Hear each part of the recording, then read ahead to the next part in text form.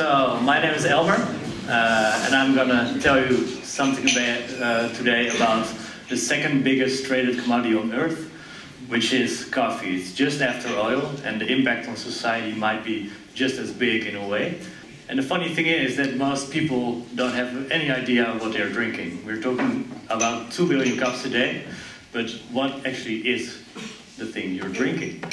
I'm going to give you a new perspective, hopefully, on what your morning grog might be, by telling you about actual tasty coffee, and I'm going to explain that by taking you on a journey from seed to end in your cup. So, to start with a few questions. Who in here drinks coffee? Can I see hands? That's a big majority. And who actually enjoys drinking coffee? Pretty much everybody. Anybody in here who eats toast once? Well, can I see hands? Toast. And anybody who really enjoys eating a nicely burnt, dark, black toast? A couple.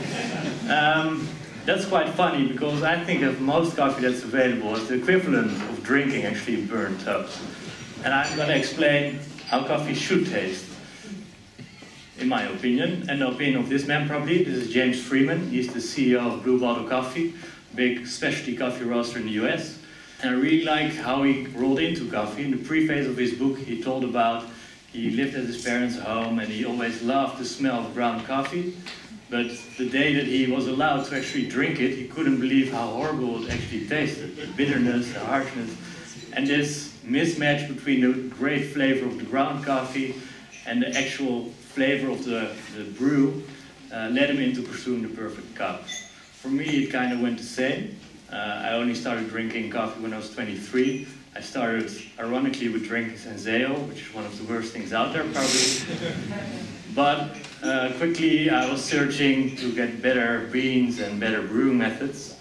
And that led me 6 years later into opening my own roastery and my own cafe, which is called White Label Coffee. Here we roast the beans on site, and people can also drink the coffee. And in the shop, I'm always very forgiving to customers.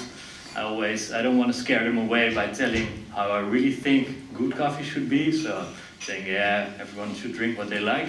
But of course, I have my more specific ideas about it. And it actually starts with this unroasted coffee seed.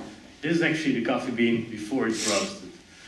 And it's really important where it comes from, because this seed grows inside a cherry, which is, of course, a fruit, the coffee cherry. It starts nice and greenish and develops to this ripe red cherry. And I'm going to show you another slide of cherries, because you can see how fruity actually the coffee blend is. And this is of major importance of the flavor, how it should be, or actually the flavor which is specific for a coffee when it develops. Because how does a fruit taste? It's not bitter or sharp, but it's more acidic and sweet. And the flavor of the coffee itself, it kind of goes the same. So this is how the cherry looks like from the inside. We have some skin, some musclage, some parchment, and finally we have the green coffee bean. And there are a couple ways of processing coffee to extract these seeds from the cherry. The most used is the washing process, which you can see here. Actually, the cherries are processed in big water tanks until the skin is very pulpy and the musclage slides off. And you can also do it by drying it in the sun, like this, until the cherry is fully dried and you can kind of peel it off. It makes a big difference for flavor, that's why I'm telling it. For example, if we have a coffee from Ethiopia, it can be very citrusy, very floral if it's washed, and very clean. While the sun-dried version can become very funky and much more sweet and intense and more strawberry-like. And the only thing that's different is this processing of the bean, the cherry. So, this is roughly where coffee grows on the world. It's roughly around the equator. And I'm showing you this map also because coffees can form very different flavors depending on where they grow. especially the Arabica species, which is widely used. If we have an Arabica from Ethiopia, it tastes a whole lot different than when it's from Brazil, for example. We also have a Robusta species that's grown. This species is more botanically strong, so that means that wherever it grows, it kind of has the same flavor, which is not that pleasant. Arabica is very receptive of its environment, so the soil and the humidity. But it does not mean that if a coffee is 100% Arabica, it's automatically good, because Arabica coffees can also be very badly harvested, for example, very badly nurtured.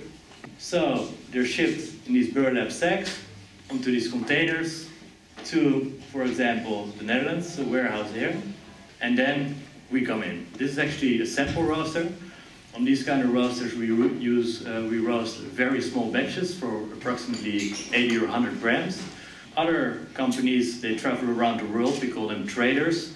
They make connections with farmers or with corporations, and they give us samples of the coffees they can supply. And we roast the samples on this small roaster. And for example, we get 10 or 15 coffees from Ethiopia, and we all roast them on here to assess quality. And then we prepare what you call a cupping, which is a coffee tasting. It's all done blind, so we only judge coffees by the taste, and it's all done by very standardized forms. We want to score it, for example, sweetness and acidity and kind of flavors that are in there, or there are no defects.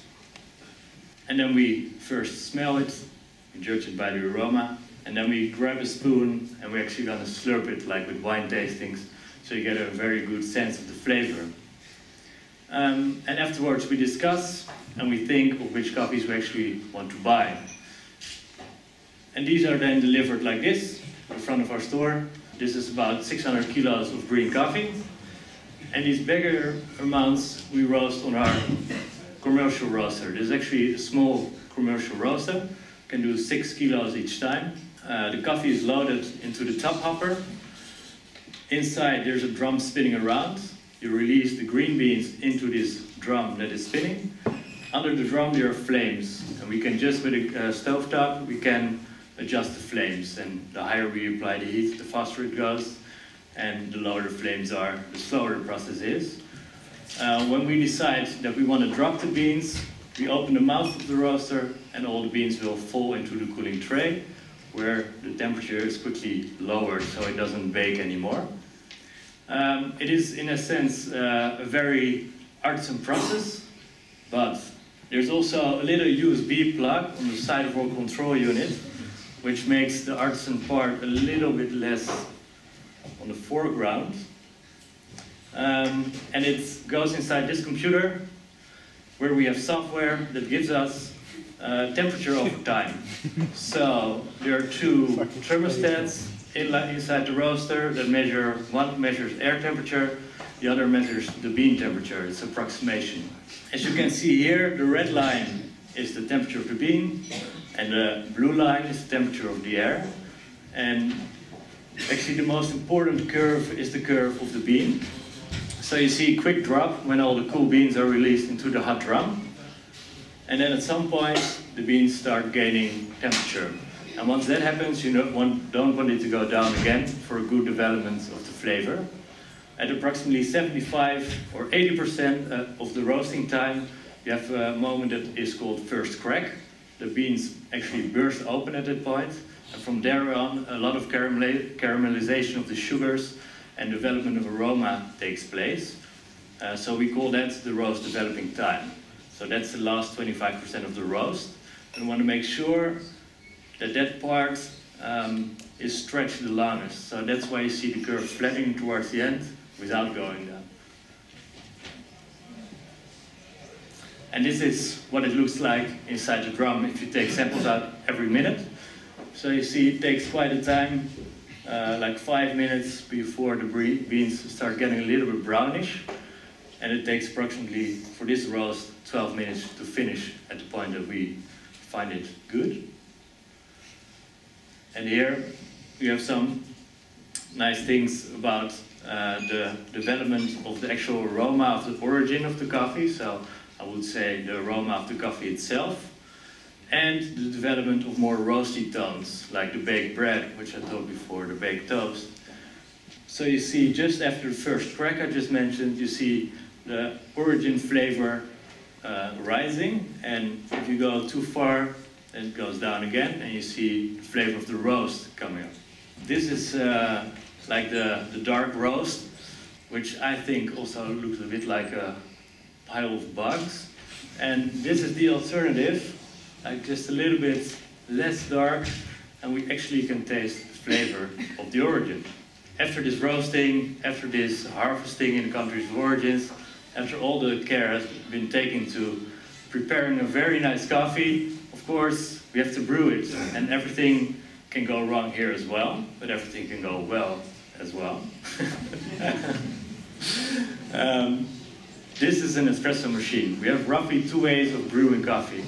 One is under high pressure with short extraction times, like the espresso machine, and the other is brewing by, for example, filter or French press, which has longer extraction times. I wouldn't prefer one over the other. It just gives a whole different sensation of the coffee. With the espresso machine, you get a really intense shot, really magnification of some elements that are happening in coffee. For example, the fruitiness can really come to the front, or the sweetness, or the acidity. Whereas with the filter, we have a very delicate and soft tasting coffee, which we can really taste all the elements that are in that cup. So, we have some advice for brewing better coffee at home. If you have Senseo, this is a good start, for example. Just get the cups and one by one you can squash them. And then next, all good cups start with good coffee. And this is not only self-promotion, it is a little, because it's my bags. But if you don't buy good coffee, you will not get a good result. So, if you go into the supermarket and think I'll buy the Albert Heijn special for €3, it will not be as good as you go to an artisan roaster and you buy a bag of €6 or €7. So that's the most important start. Next, you can invest in very fancy equipment. That is, however, not necessary. The most important thing, I think, is to get a grinder.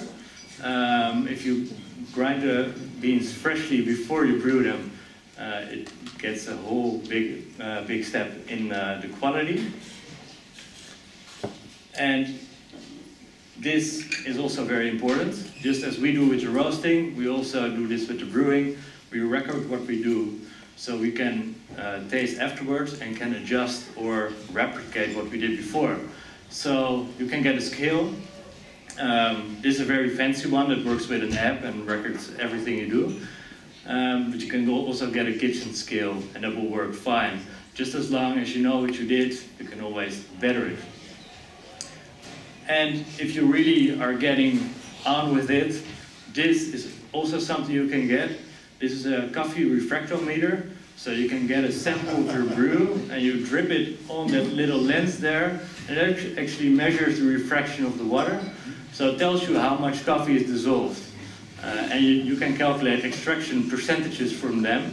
And you can better your extraction percentages. So I hope you can try it at my shop. So with this parting shot of the hot beans dropping out from the drum, I hope you learned all something about your morning grog, and I hope some of you will improve their tasty coffee. All right, thanks.